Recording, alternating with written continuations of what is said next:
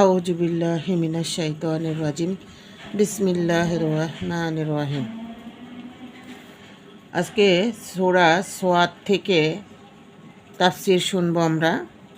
তো সূরা সোয়াদের তাফসিরগুলো শোনার জন্য সবাইকে আমন্ত্রণ জানালাম। পুরোপুরি তাফসিরটা মনোযোগ সহকারে শুনবেন এবং আমার এই তাফসিরের পাশে থাকার জন্য আমি সবাইকে সাবস্ক্রাইব করে পাশে থাকার জন্য সবাইকে ধন্যবাদ জানাবো এবং অবশ্যই বেশি বেশি করে ভিডিওগুলো শেয়ার করে দিবে, সাবস্ক্রাইব করে দিবে। একটি সাবস্ক্রাইবের মাধ্যমে মানুষ একটি ভালো কিছু জানতে পারে। সামনে ভালো আলোচনা শোনার জন্য আপনাদের সবাইকে আয়াত থেকে তুলে তুলে ধরা হবে। অবশ্যই আপনারা এই আয়াতগুলো শুনে সাবস্ক্রাইব করে বেল আইকন বাজিয়ে পাশে থাকবেন, বেশি করে শেয়ার করে দিবেন। আপনার একটি শেয়ারে একটি খারাপ মানুষও এই আয়াতের তাফসির শুনে ভালো হয়ে যেতে পারে। ইনশাআল্লাহ রমজান মাসে আমরা কিছু ভালো কাজ করি, আল্লাহ তাআলা এই ভালো কাজের সুফল অবশ্যই দিবেন ইনশাআল্লাহ আজিজ। তাহলে অবশ্যই সাবস্ক্রাইব করে পাশে থাকবেন, সাবস্ক্রাইব করে দিবেন, শেয়ার করে দিবেন। শুরু করা যাক আজকের এই তাফসিরের বয়ানের তাফসিরকৃত আয়াত। সম্মানিত সুধীমণ্ডলী, আমরা সূরা সোয়াদ, এই সূরার আমরা 40 নম্বর আয়াত পর্যন্ত আমরা তেলাওয়াত করছিলাম, কিন্তু এটার তাফসির করা হয়নি। আউযু বিল্লাহি মিনাশ শাইতানির রাজিম। ওয়াজকুর আবদানা আইয়ুব ইয নাদা রাব্বাহু আন্নী মাসানিয়াশ শাইতানু বিনুসবি ওয়া আযাব। আল্লাহ রাব্বুল আলামিন বলেন, স্মরণ করো আমার বান্দা আইয়ুব আলাইহিস সালামকে, যখন তিনি তার রবকে ডাক দিয়ে বলেছিলেন, ইন্নী মাসানিয়াশ শাইতানু বিনুসব, শয়তানের পক্ষ থেকে আমি কষ্ট পাচ্ছি, আমি শাস্তি ভোগ করছি এবং আমি আযাব ভোগ করছি শয়তানের পক্ষ থেকে। তো শয়তানের ক্ষমতা নাই, কিন্তু শয়তান যে অসুয়াশাগুলো দিচ্ছে তাতে আইয়ুব আলাইহিস সালামের খুব কষ্ট হচ্ছিল। আইয়ুব আলাইহিস সালামের পরিচয় হলো, তার পিতার নাম হলো মুস, তার পিতার নাম রাজা, এর পিতার নাম হলো আয়েস। এই আয়েস হলো ইয়াকুব আলাইহিস সালামের বড় ভাই। আয়েস এবং ইয়াকুব এরা যমজ দুই ভাই। ইয়াকুব হলো অনুজ আর আয়েস হলো প্রথম অগ্রজ। এবং ইয়াকুব আলাইহিস সালামের পিতা হলো ইসহাক আলাইহিস সালাম, ইসহাক আলাইহিস পিতা হলেন ইব্রাহিম আলাইহিস সালাম। তো আইয়ুব আলাইহিস সালামের অঞ্চল ছিল সারায়াবু বসরিয়া। এই যে সারায়াবু বসরিয়া যে মুসলমানদের উপরে অত্যাচার হয়েছিল, এই অঞ্চলে আইয়ুব নবী পয়গম্বর হিসেবে প্রেরিত হয়েছিলেন, সারায়াবু বসরিয়া। তো শয়তানের পক্ষ থেকে আমি শাস্তি পাচ্ছি, এই কথাটার মর্ম হচ্ছে যে আইয়ুব আলাইহিস সালামকে শয়তান যে আল্লাহর বিপক্ষে কোনো কথা বের করবে এটা পারছিল না। তার একে একে সব ধন সম্পদ, স্ত্রী, ছেলে মেয়ে সবই ধ্বংস হয়ে গেল, এক স্ত্রী রহিমা বিবি ছাড়া। এই রাহমাতা বিনতে আফরাসিম, তো এই আফরাসিম হলো ইউসুফ আলাইহিস সালামের পুত্র। তো ইউসুফ আলাইহিস সালামের ছেলে আফরাসিম, তার কন্যা হলো রহিমা বিবি। ইউসুফ আলাইহিস সালামের দুইটা সন্তান ছিল, আফরাসিম এবং মিশা। জুলাইখা, যার তাফসিরের নাম হলো রাইল, আমরা স্বাভাবিকভাবে জুলাইখ হিসেবে জানি, কিন্তু তাফসিরে তার নামটা হলো রাইল। মিশরের রাজা কেতফিরের তিনি স্ত্রী ছিলেন।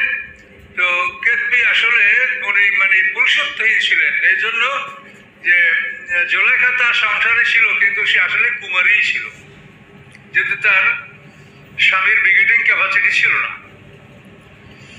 তো সম্মানিত সুধী, এই রহিমা বিবি ছাড়া আইয়ুব আলাইহিস সালামের একে একে সব ধন সম্পদ ধ্বংস হচ্ছে। আর শয়তান এসে বলছে, আপনার অমুক জায়গার বাগানটা নষ্ট হয়ে গেছে, অমুক ক্ষেতটা ধ্বংস হয়ে গেছে, অমুক পশুগুলি মারা গেছে। তো আইয়ুব আলাইহিস সালাম বলতেন যে এটা আল্লাহ সম্পদ, আল্লাহ নিয়ে গেছে, আমার কোনো আপত্তি নেই। কখনো তিনি অসন্তুষ্ট হতেন না। কিন্তু শেষ পর্যন্ত শয়তান তার মন্ত্রী পরিষদ ডাকলো যে আইয়ুবের সাথে তো আমি কোনোভাবেই পারছি না, এখন এটা কি করা যায়, তোমরা আমাকে পরামর্শ দাও। তখন শয়তানের সাথীরা, তার যে শয়তানের যে বড় গ্রুপ, তারা বলল যে আপনি আদম আলাইহিস সালামকে বিপদগামী করছিলেন কোন পথে? তার স্ত্রী হাওয়ার মাধ্যমে। তাহলে এখানেও আপনি তার স্ত্রীর মাধ্যমে মেহনত করেন, তাহলে আপনারা জয়যুক্ত হবেন। শয়তানকে এই পরামর্শ দিল তার মন্ত্রী পরিষদ। এরপরে শয়তান রহিমা বিবির পিছনে লাগলো। এখন রহিমা বিবি মানুষের ঘরে কাজ করে কিছু অর্থ জোগাড় করেন, তার দ্বারা স্বামীর জন্য খাদ্য জোগাড় করেন। আইয়ুব আলাইহিস সালামের রোগটা ছিল কুষ্ঠ রোগ, লেপ্রাসি। এ রোগের সে কোনো চিকিৎসা ছিল না। মানুষেরা তাকে এটা শ্বাসের ভয়ে তাকে ময়লার ভাগারে ডাস্টবিনে তাকে ফেলে রেখেছিল, ময়লা ফেলানোর জায়গায়। মানুষেরা খুব তাকে নিন্দা করতো, তিরস্কার করতো, বলতো যে কত পাপ করলে আল্লাহ এই শাস্তি দেয় মানুষকে, দেখো তো এই লোকটা কত বড় পাপী। কথা বলতে পারছেন? আমাদের সমাজেও আছে, বেনামাজিরা যখন দেখেন নামাজির অসুখ বিসুখ হয়েছে, উনি দেখি নামাজ পড়েন, তো ওনার আবার এটা হলো কেন? কিন্তু এসব কথা তিরস্কার মুখ বলা খুবই অন্যায়। আল্লাহ তো পরীক্ষা করবেন ভালো মন্দ সব কিছু দিয়া। আইয়ুব আলাইহিস সালাম কোনোদিনই আল্লাহর প্রতি অসন্তুষ্টি প্রকাশ করেন নাই, কিন্তু এরপরে ওই শয়তানের মেহনত রহিমা বিবির উপরে শুরু হলো। শয়তান একদিন ডাক্তারের ব্যাগটা নিয়ে ডাক্তার সেজে রহিমা বিবিকে বলে যে আপনার স্বামীর যে রোগ, আমি ওই রোগেরই ডাক্তার, তো আপনাদের তো টাকা পয়সা নাই আমি জানি, আর আমি আপনাদের টাকা পয়সা নিব না, শুধু আপনি আর আপনার স্বামী বলবেন যে এই ডাক্তার সাহেবের চিকিৎসায় আমার স্বামী ভালো হয়েছে, আপনারা তার চিকিৎসা নেন। এই কথা বললে আমার অনেক রোগী হবে, তাতে আমার অনেক আয় হবে, আপনাদের থেকে আমি কিছু নিব না। এভাবে রহিমা বিবিকে পরামর্শ দিল। এখন রহিমা বিবি চিন্তা করলেন যেটা তো খুব খারাপ কথা না, তার চিকিৎসা দেওয়ার সময় ভালো হয়, তাহলে বলতে অপরাধ কোথায়? কিন্তু আইয়ুব আলাইহিস সালামকে যখন এই কথা বললেন, তো উনি বুঝতে পারলেন পয়গম্বর যেহেতু শয়তান আমাকে ভালো করবে, আল্লাহ আমাকে অমুক ডাক্তার ভালো করছে, অমুকের চিকিৎসায় ভালো হয়ে গেছি, এটা তো শেখ, এটা কি করে হতে পারে? তো শয়তান। এই এক ঘটনা। আরেক ঘটনায় দেখা যায় যে রহিমা বিবি যখন মানুষের বাড়িতে কাজকর্ম করতেও পারছেন না, যখন পরস্পর একটা খবর হয়ে গেল যে স্বামী কুষ্ঠরোগী, তখন ও মহিলাকে আর মানুষের কাজে নিচ্ছে না। কিভাবে উনি স্বামীর প্রাণ রক্ষা করবেন? তো ওনার মাথায় লম্বা চুলের বেনি ছিল, ওই একটা বেনি কেটে তার দ্বারা উনি কিছু খাবার কিনে স্বামীকে খাওয়ালেন, কিন্তু বলেন নাই যে আমি খাবার কিভাবে সংগ্রহ করেছি। ফুরিয়ে গেল খাবার, আবার চুলের আর একটা বেনি ছিল, সেটা কেটে বিক্রি করে আবার তার দ্বারা স্বামীর জন্য খাবার সংগ্রহ করলেন। তো এইভাবে করার পরে শয়তান এসে আইয়ুব আলাইহিস সালামকে বলে যে আপনি জানেন আপনার স্ত্রী অমুক জায়গায় জেনা করতে গিয়ে ধরা পড়ছে, মাথার চুল কেটে রেখে দিয়েছে মানুষের, তার আপনি খবর রাখেন।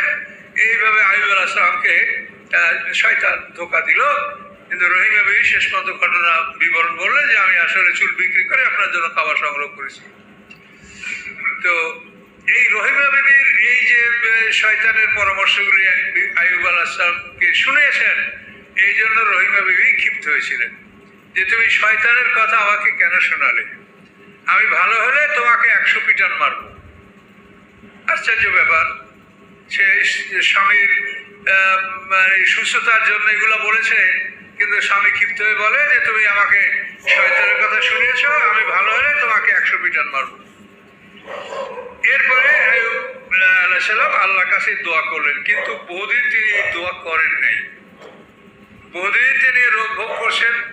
এই রোগ ভোগ তার কত বছর ছিল? অনেক তাফসীর কাউকে বলেন 7 বছর ছিল, কেউ বলেন সর্বনিম্ন 6 মাস ছিল। যাই হোক, মোটামুটি একটা বড় সময় তিনি অসুস্থতার মধ্যে পার করেছেন। তো এরপরে তিনি আল্লাহর কাছে দোয়া করলেন যে হে রব, শয়তানের মাধ্যমে আমি কষ্ট পাচ্ছি, শয়তানের স্পর্শে, শয়তানের বিভিন্ন কলাকৌশলে আমি কষ্ট পাচ্ছি। আল্লাহ তাআলা তখন আইয়ুব আলাইহিস সালামকে ক্ষমা করে দিলেন এবং বললেন যে তুমি পরীক্ষা উত্তীর্ণ হয়েছ, কোনোভাবেই তুমি আল্লাহ নাশুকরিয়া তুমি এটা তোমার মুখ থেকে প্রকাশ পায়নি। কাজেই এখন তোমার সুস্থতার জন্য আল্লাহ কি ব্যবস্থা করেন দেখেন। উরকুদ বিরিজলিকা হাযা মুগতাসালুন বারিদুন ওয়া শারাবুন।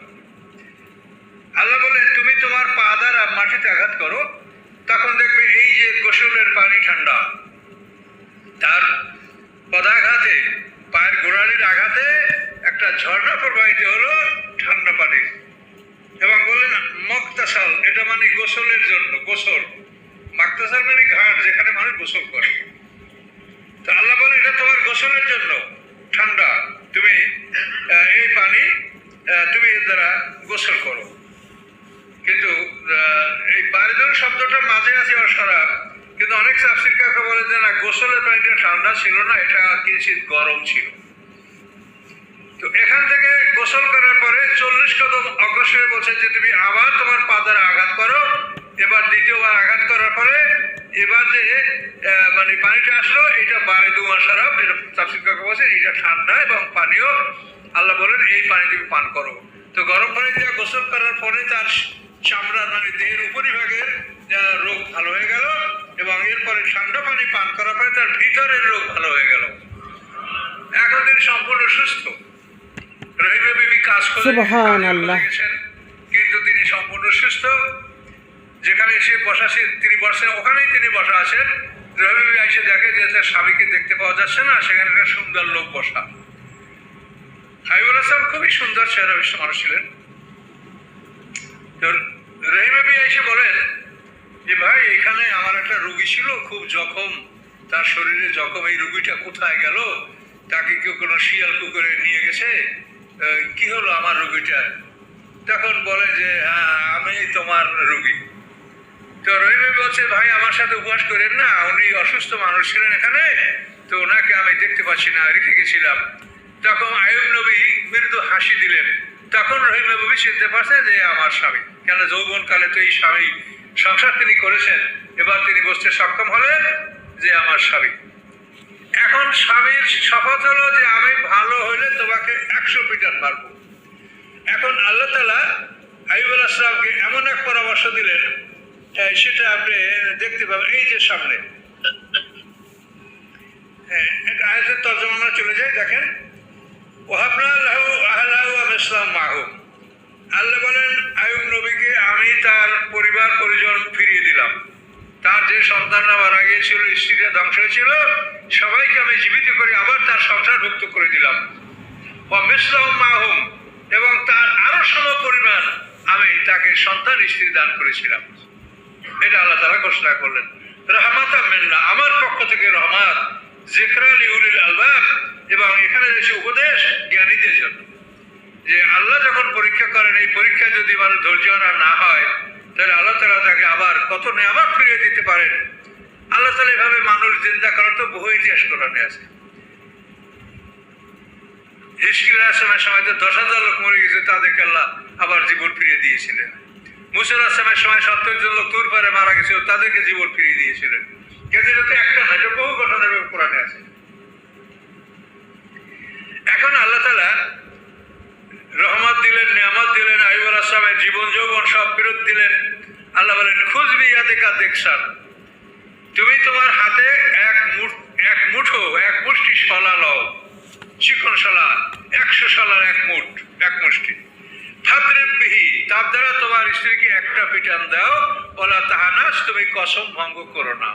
তুমি যে কসম করছিলা যে আমি ভালো হলে স্ত্রীকে 100 পিটান দিব, এই কসম ভঙ্গ তুমি করো না। তুমি 100 শলাকে এক মুঠি নিয়ে তার দ্বারা স্ত্রীকে একটা পিটান দাও, তোমার ওই 100 পিটানের মানে যেটা শপথ, এটা তোমার পূর্ণ হয়ে যাবে। এই জন্য আল্লাহ রাসূল হাদিসে বলেছেন, আল মুমিনু ইযা আকসামা আবারাল্লাহু তাআলা, মুমিন যখন আল্লাহর কসম করে, আল্লাহ তাআলা তখন কসম হতে তাকে মুক্তির ব্যবস্থা আল্লাহ করে দেন। সুবহানাল্লাহ। এটা আল্লাহর কুদরত। সুবহানাল্লাহ, সুবহানাল্লাহ। আল্লাহর অনেক রহমত, আল্লাহর অনেক দয়া, অনেক রহমত। আল্লাহ বান্দাকে অনেক ভালোবাসেন। আল্লাহ বলেন নিশ্চয়ই আমি তাকে পেয়েছিলাম ধৈর্যশীল। এই কঠিন বিপদে এসে কখনোই ধৈর্য হারা হয়নি। আমরা কিন্তু এগুলো বুঝি না অনেক সময়। আরে রোদ, এত রোদ কি মানুষে সহ্য করতে পারে?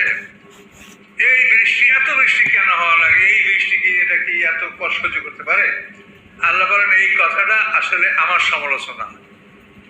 রোদ মালিককে, বৃষ্টির মালিককে, বাতাসের মালিককে। কাজে এগুলিকে তুমি যদি গালি দাও, তো পক্ষান্তরে আল্লাহ বলেন আমাকে গালি দেওয়া হয়।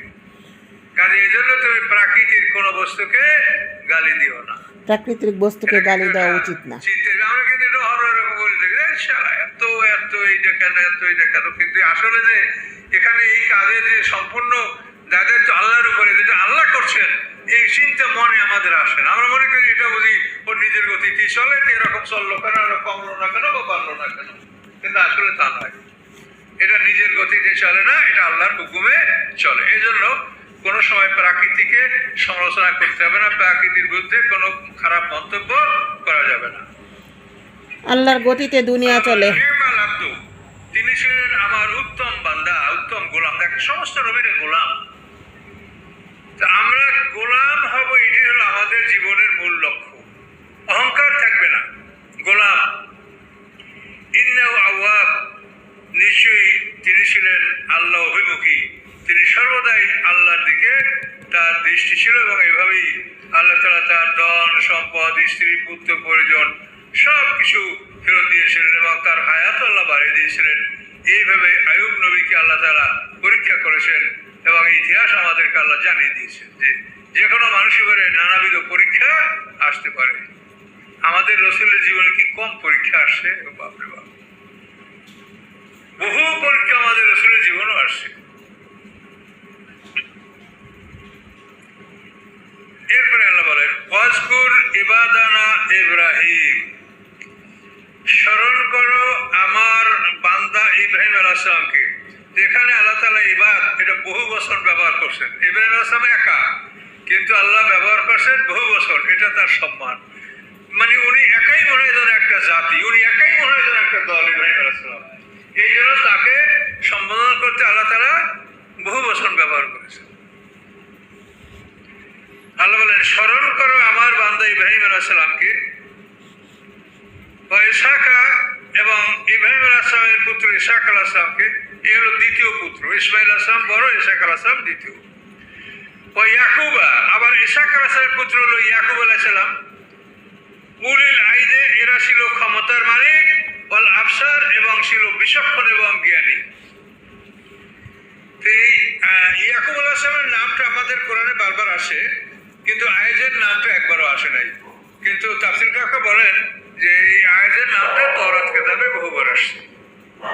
ইয়াকুব আলাইহিস সালামের বড় ভাই আয়েজ, এর নামটা তওরাত কিতাবে বহুবার আসে, আমাদের কোরআনে এই নামটা আসে নাই। আল্লাহ বলেন এটা আল্লাহর ইচ্ছা। তো এদের সম্পর্কে বলে জাল আইন, এরা ছিলেন ক্ষমতার মালিক, ওয়াল আবসার, মানে তারা বিচক্ষণ জ্ঞানী ছিলেন। ইন্না আখলাসনাহুম বিখালিসাতিন যিকরিদ্দার, আল্লাহ বলেন তাদেরকে আমি বৈশিষ্ট্য মণ্ডিত করেছিলাম, তাদেরকে আমি বিশেষ গুণে গুণান্বিত করেছিলাম, খাস করে পরকালের স্মরণের জন্য, যে তারা পরকালকে স্মরণ করে, পরকালকে সামনে রেখে পৃথিবীর সমস্ত কার্য সম্পাদন করবে। তো আমরা যদি পরকালকে সামনে রেখে কার্য সম্পাদন করি, তো নিশ্চয়ই আমরা কখনোই কারো উপরে ঠকানো, কাউকে ঠকানো, জুলুম, অত্যাচার, এটা আমরা করার চিন্তা আমরা করব না। আল্লাহ রাসূল বলছেন তুমি নিজের জন্য যা ভালোবাসো সেটা যদি অপরের জন্য ভালো না বাসো, তাহলে তুমি মুমিন না। তাহলে ভাগ বাটারা বন্টনের সময় আমরা কেন ভালো জিনিসটা আগে দখল করার চেষ্টা করি? পিতৃ সম্পত্তি সবসময় আমরা পুরুষরাই আগে ভালোটা দখল করার চেষ্টা করি, কখনো বলি না যে বোন তুমি কোনটা নেবা সেটা নাও, তারপর বাকিটা আমরা নেব। বোনদেরকে ভালো সম্পদ দিতেই চায় না।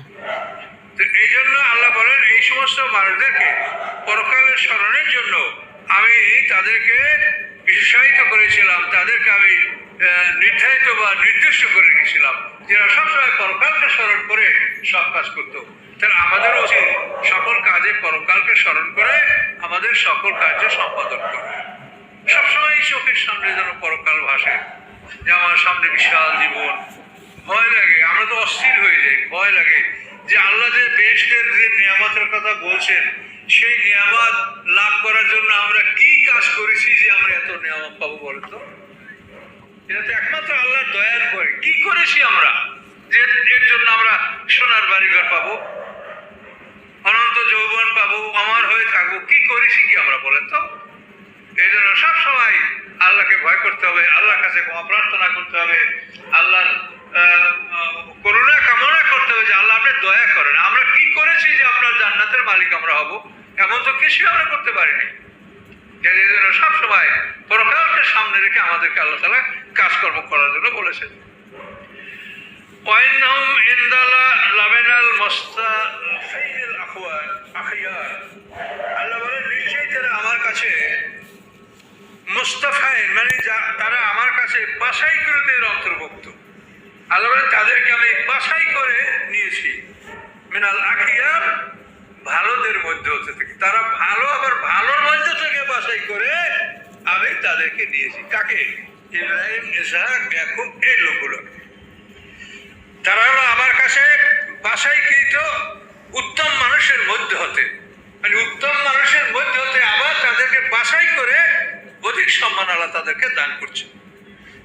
এরপরে মাজকুর ইসমাইলা, এবার ইব্রাহিম আলাইহিস সালামের বড় ছেলে ইসমাইল আসলাম, আমাদের নবী মুহাম্মদ সাল্লাল্লাহু আলাইহি ওয়াসাল্লামের পূর্বপুরুষ বংশধর বনি ইসমাইল আমরা। কিন্তু আমাদেরকে আল্লাহ কোরআনে বনি ইসরাইল বলেন নাই, আমাদেরকে সরাসরি বলছে যে তোমরা ইব্রাহিম আলাইহিস সালামের সন্তান, মিল্লাতা আবিকুম ইব্রাহিম, তোমাদের পিতা ইব্রাহিম আলাইহিস সালামের এই দ্বীন ও শরিয়ত মিল্লাত। তাহলে আমাদেরকে আল্লাহ বলছেন যে ইব্রাহিম আলাইহিস সালামের তোমরা সন্তান, আর বনি ইসরাইলকে বলছে ইয়াকুব আলাইহিস সালামের সন্তান। তো ওদেরকে ইব্রাহিম আলাইহিস সালামের দুই পুরুষ নিচে যে ওদের সম্পর্কটা করেছে, আর আমাদের সম্পর্কটা ডাইরেক্ট ইব্রাহিম আলাইহিস সালামের সাথে, যে তোমরা তোমাদের পিতাকে মিল্লাত আবিকুম ইব্রাহিম, তোমাদের পিতা ইব্রাহিম আলাইহিস সালাম মিল্লাত। তো এটা আমাদেরকে আল্লাহ সম্মান করেছেন। তো আজকুর ইসমাইলা, স্মরণ করো ইসমাইল আলাইহিস সালামকে, ইব্রাহিম আলাইহিস সালাম বড় পুত্র। ওয়াল ইয়াসা, এই ইয়াসা একজন পয়গম্বর। জালকিফাল একজন পয়গম্বর। এই জালকিফাল শব্দটার অর্থ করলে হয় দায়িত্বশীল, অর্থাৎ পয়গম্বরের যখন সময় আসে যে তিনি হয়তো আর পৃথিবী বেঁচে থাকবেন না, এরকম যখন পয়গম্বর অনুভব করেন, তখন তিনি দায়িত্ব কাউকে দেন যে আমার দায়িত্ব আমার পরে কে গ্রহণ করবে। এই যারা পয়গম্বরের পক্ষ থেকে দায়িত্বভার গ্রহণ করে তাদেরকে বলা হয় জুলকিফাল, জালকিফাল। কুল্লু মিনাল আখিয়ার, এরা সবাই ভালোদের অন্তর্ভুক্ত।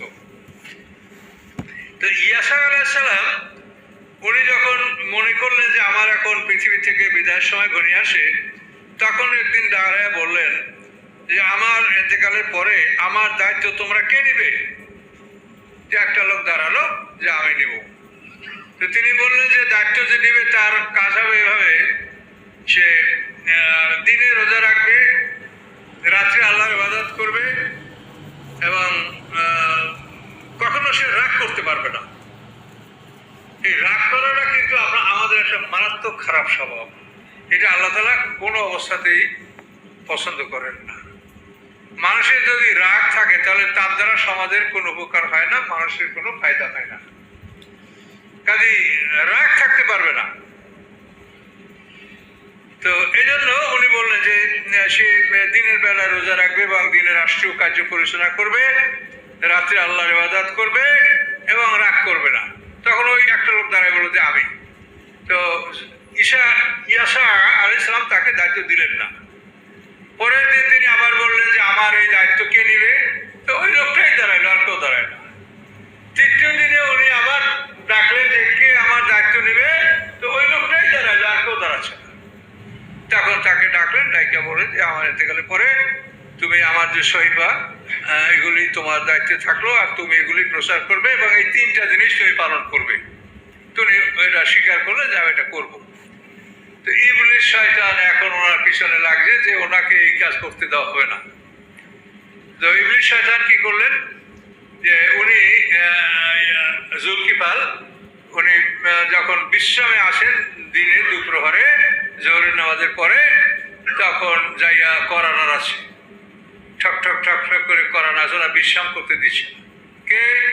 আমি একজন ফরিয়াদি, আমি একজন বিচার প্রার্থী, আমার উপরে আমার প্রতিপক্ষ এমনভাবে জুলুম করে যে আমি কোনোভাবে তাদের সাথে বুদ্ধ দিতে পারি না।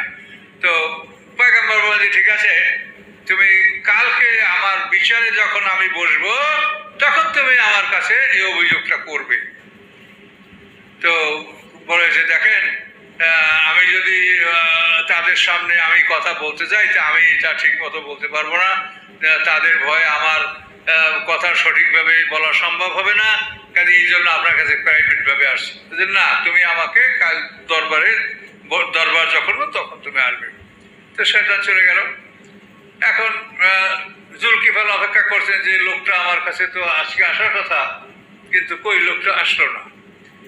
না আসার পরে ওনার নির্ধারিত সময় উনি যখন নামাজ পড়ে বিশ্রামে গেলেন, আবার ওই লোকটা খটখট করে দরজা নামাচ্ছে। এই শয়তান কে? আমি সেই ফরিয়াদি, আমি খুব লাঞ্ছিত, বঞ্চিত, আমি খুবই দুর্বল, আমি আপনার কাছে সাহায্য চাচ্ছি। আমার শত্রুদের সাথে আমি কোনোভাবে পারি না, আমাকে আপনার সাহায্য করেন। যে তোমাকে একটা কথা দিই, আমার আরেকটা কথা দিই, সেটা না আমি কি করি।